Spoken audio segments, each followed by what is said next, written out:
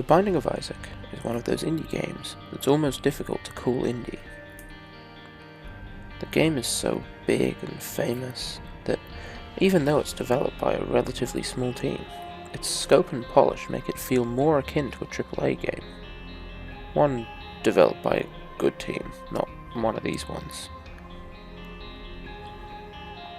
Despite feeling like it's developed by a huge team, the game is essentially the brainchild of Edmund Macmillan and Florian Hemsel, who worked together on the original game during a game jam in 2011, with Macmillan becoming the figurehead of the game after it became extremely popular. In 2014, Macmillan teamed up, this time without Hemsel, with Nicalis to release The Binding of Isaac Rebirth, a re-release and graphical overhaul which aimed to bypass the limitations caused by the original release on Flash. Due to the immense popularity of the game, Macmillan continued to make 3 more DLCs: Afterbirth, which added 2 new characters, 8 new bosses, 95 new items and a new game mode; Afterbirth Plus, which added 1, and later 1 more, character, 4 new bosses, including the worst boss in the game, 111 new items, and a hard version of Greed Mode, and modding support, albeit bad modding support. And then Repentance, the latest and final DLC for the game. Repentance is by far the largest expansion since the original Rebirth, adding 172 new items, at least 2 new characters, 29 new bosses, including 2 new final bosses with their own endings, better modding, and much, much more. Much of this new content came from Anti-Birth, a mod made for Rebirth by Kilburn, Not Your Sagittarius, Leather Ice Cream, and Moodith, who teamed up with Macmillan to develop Repentance, save for Moodith, as the team opted to keep using Ridiculon for their music.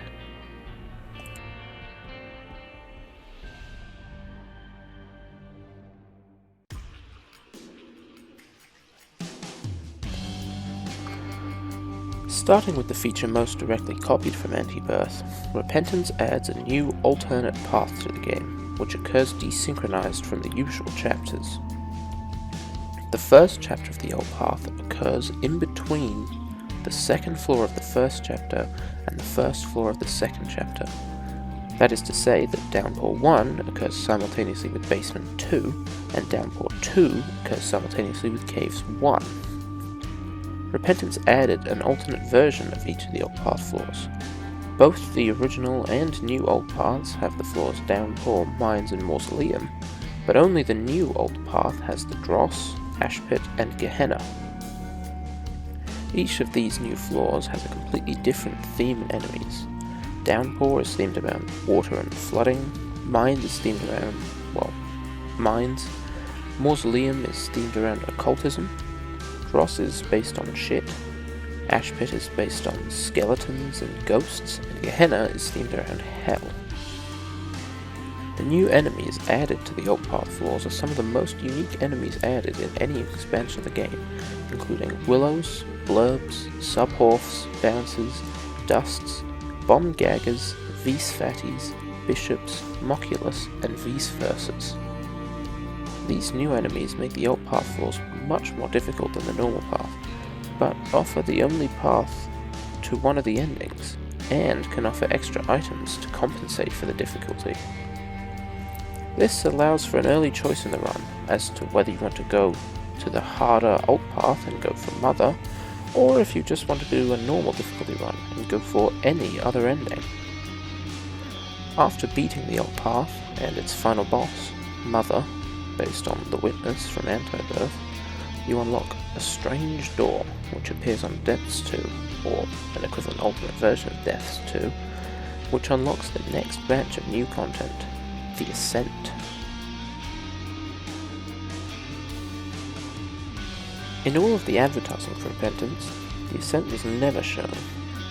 This was content that was completely unexpected, but extremely welcome. To access the Ascent, the player must give either the Polaroid or the negative to the strange door by returning after defeating Mum, likely using the full card that you can get from the Tinted Skull.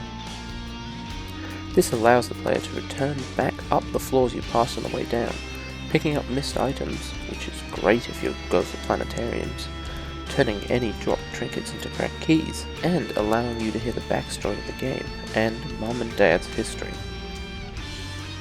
Once you make your way all the way up, you can ascend beyond the top floor of the game, entering the home floor, inaccessible using any other legitimate means. On the home floor, you can find Isaac's bedroom, Mum's room filled with all of the Mum items, and, using either the red key or a cracked key, the closet Mum throws Isaac into during the Mother ending. The only remaining option is to sleep in Mum's bed, which activates the final boss of the Ascent, Dogma and the Beast. The Dogma and Beast fight is a challenging, but extremely fair fight. Many of their attacks are hard to dodge, but are balanced due to being extremely well telegraphed, such as this Brimstone Curve attack, Spinny Bird Biblically Accurate Angel Feather Spin Launch Dash Spin attack, Big Ass Bomb, Fat Ass Scythe, and Sucky Fire Brimstone Beam. In this case, winning the fight is much less about having an amazing build, though it certainly helps to defeat Dogma and Beast as quick as possible, but is more about knowledge of the fight and skill at dodging. If you do win the fight, then the sky above cracks open, and a white beam of light reaches down into the earth, smiting the mother of harlots asunder, and setting the blood lake aboil. As the beast descends down into the lake of fire, Isaac ascends towards the crack in the sky, seeing echoes of his past before him. This has quickly become my favorite ending of the game, and it's the only ending that I never skip. Watching Isaac's life play backwards in his final thoughts before death is just beautiful.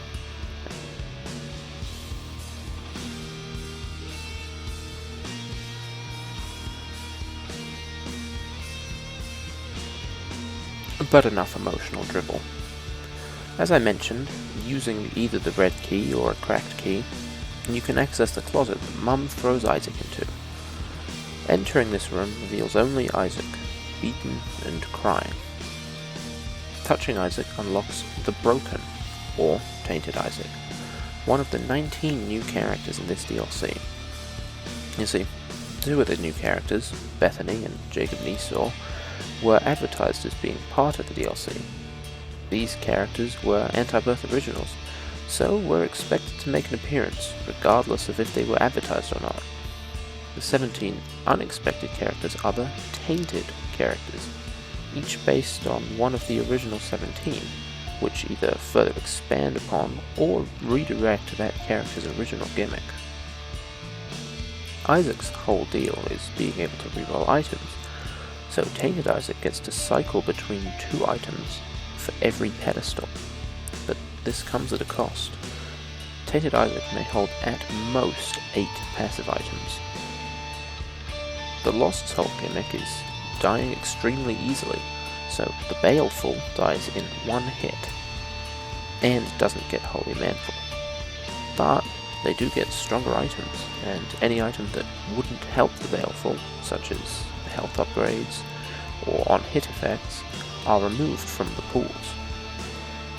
The Keeper's entire gimmick is money, so the Miser gets money from all enemies killed, but needs to pay for any items he wishes to acquire, and so on. All of these characters have really fun gimmicks which, while they initially may not have been very good, as of update 1.7.5, are all generally quite fun to play, save for the Baleful, and oftentimes quite powerful, again, excluding the Baleful. Of the 2 completely new characters, Bethany is incredibly fun and extremely powerful with the right builds. Bethany starts with the Book of Virtues, a kind of passive-active item that spawns wisps. This item layers over other active items and I swear I'm not joking, has unique synergies with almost every active item in the game. She also cannot have soul hearts, instead using soul hearts as charges for her active items, allowing you to completely abuse some powerful active items. On the other hand, Jacob and Esau are my least favorite character in the entire game. That being said, they have some of the most powerful unlockable items in the game, from the infamous Rock Bottom, which allows stopping stats from lowering from their highest values, or Birthright, which has separate, powerful, character-specific abilities, such as unchaining the soul from the Forgotten and granting the recall ability to Tainted Forgotten.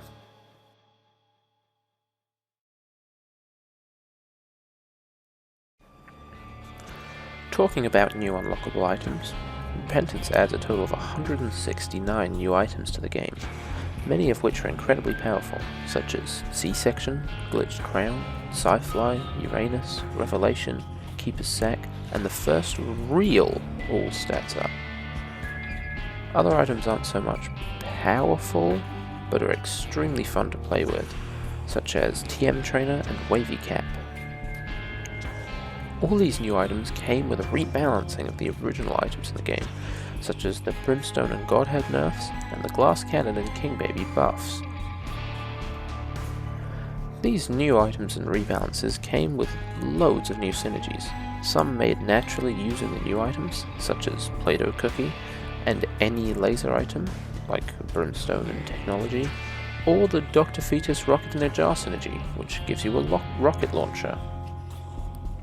Other synergies are newly hard-coded into the game, such as the synergy between Brimstone and Soy Milk, which is a huge improvement on the old combination, and the new Aquarius synergies, and the Monstro's Lung Technology synergy. The combination of new items and synergies allows for some extremely powerful new builds, such as Ghost Pepper and Birdseye with Perfection, or Dr. Fetus and Brimstone Bombs and Ghost Bombs. These new powerful builds have become somewhat necessary to complete certain endings of the game, due to the highly increased difficulty in Repentance.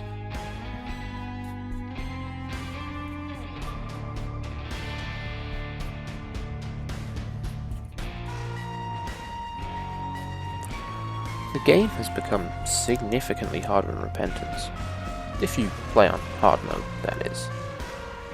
Thanks to Repentance, hard mode does more than make more difficult rooms and more champions spawn. In Repentance, shops have a chance to be lower level, drop rate of soul hearts from blue fires is significantly decreased, Dogma doesn't provide the wafer, and certain enemies have much higher shot speed and movement. The biggest issue is the shot speed. The massive shot speed increase for certain enemies makes dodging their attacks extremely difficult, especially if there are multiples of the enemy in the room. This is especially bad on early floors, where rooms filled with pooters can make dodging incredibly difficult. Generally, though, I believe that the game is fair, but difficult. Some of the challenges, however, are complete bullshit. The biggest problem challenges are speed, which requires rushing through the game, brains, which requires safe use of the most annoying item in the game, ultra hard, which makes everything champions, gives you all curses and stops heart drops, and delete this, which causes all items to be shuffled as if under the effect of TM Trainer, and randomizes floors. Actually, the last challenge is really fun, and can be very easy. The first time I won it, I had an infinitely usable item that insta-kills the room at no cost.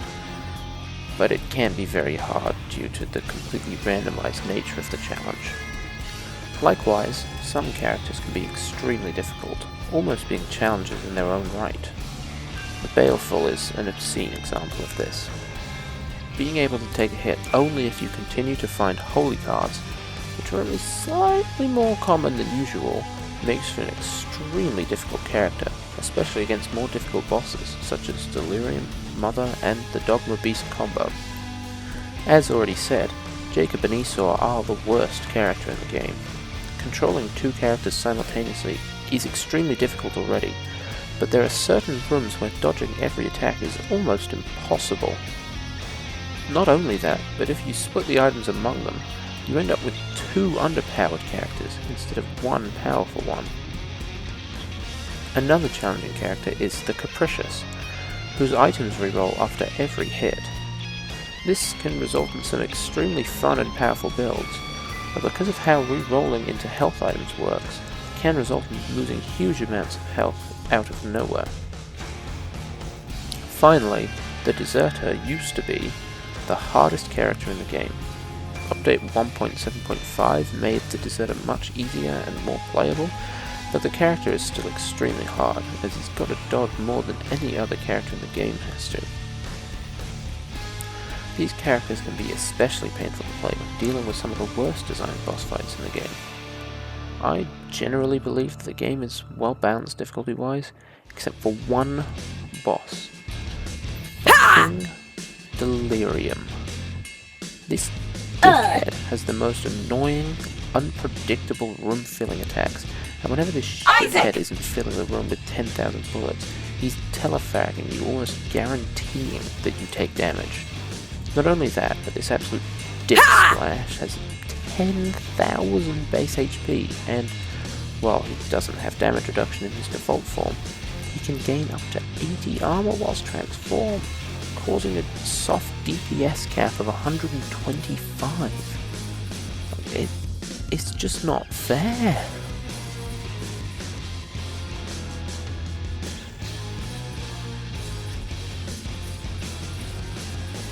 This is where the community steps in to help, using modding to fix the worst aspects of the game. Repentance has a huge modding community on Steam, with over 9,000 items published to the Steam Workshop. These mods are split into two major categories: the reskin and meme mods, which, even if useful and funny, aren't especially impressive, and the major overhaul mods, which tweak some of the worst aspects of the game, and sometimes make the game much too easy. New characters, which are often incredibly unique and well made, such as Andromeda, Job, Bertrand, May, and Glare, and item collection mods, which add items, sometimes well designed, other times not so well designed, new floors, enemy bosses, and the like. All of these mods add a great deal of replayability to the game, adding hundreds of hours of community-made content. Also, some of the stuff is really funny.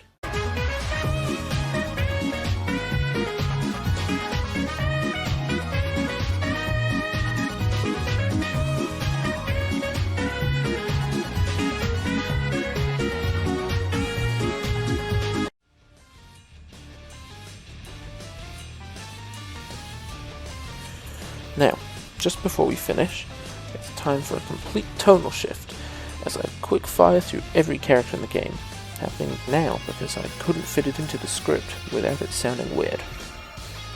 Isaac, basic as shit, but being able to reroll items is good, A tier. Maggie, one of my least favourite characters, being slow sucks balls, D tier. Kane, good damage, paperclip and lockfoot, very good, if somewhat basic, A tier. Judas, my favourite character from Afterbirth, great damage, low health, but I'm a fan of glass cannons, S tier. Blue Baby, just a worse Isaac, but pretty good with Polaroid, C tier. Eve, sacrifices health for damage, good glass cannon, but I prefer Judas, A tier.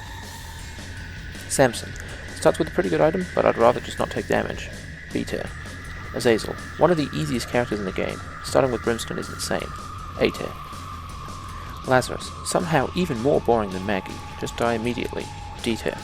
Eden, completely random, can be OP as shit or useless, love to gamble, S tier. The Lost, no health, but Holy Mantle, Flight and Spectral is a good combo, can be fun and powerful, given perfection, B tier. Lilith, can be annoying due to shots not going straight ahead, but being able to double familiars is amazing, B tier. Keeper, used to be utter garbage, but now that he has 3 hearts he's actually okay, B tier. Apollyon, Void is a good item, but I just don't really like him, C tier. Forgotten, great offense and defense, really fun to play, S tier. Bethany, no soul hearts is bad, but starting with Book of Red and getting soul charges is amazing, S tier. Jacob Nisor, controlling multiple characters is annoying, not being able to avoid certain damage is annoying, worst character, E tier. The Broken, getting to choose between 2 items somehow always gives amazing items, A tier. The Dauntless, the hug mechanic is both powerful and extremely fun, S tier. The Hoarder, I really don't like the crafting items gimmick, it just slows down gameplay. D tier. Deceiver. Dark Arts is really fun, with great potential. A tier. The Soiled. Not a fan of the poop gimmick, kind of a worse blue baby. C tier. The Curdled. I like the Clocks gimmick, but she's not as fun post-nerf. B tier. The Savage. Going full BTS mode is fun, but other than that he's fairly normal. A tier. The Benighted. Now that Sneeze Beam gimmick is a better setup, really fun to play. A tier. The Enigma. Much better than normal as, and actually cool with the flip buff. Still can be weak at times. B tier. The Capricious. Can be hard due to health, but is really fun to play due to changing builds. A tier. The Baleful. Damage up on better items aren't enough to make them fun. D tier. The Harlot. Great damage and fun to play. Fetus would reign supreme. S tier. The Miser. Only 2 health, but can make bigger builds than any character. S tier. The Empty. I like the red flies, but he can be a little slow and annoying. Better than Apollyon. B tier. The Fetid. Needing to throw to attack can make it hard, but the damage is so good and it's really fun to play. A tier. The Zealot. Complete opposite of Bethany, but still really fun. Bad at bullet hells. B tier. The Deserter. Used to be the worst, still not amazing, but at least doable. C tier.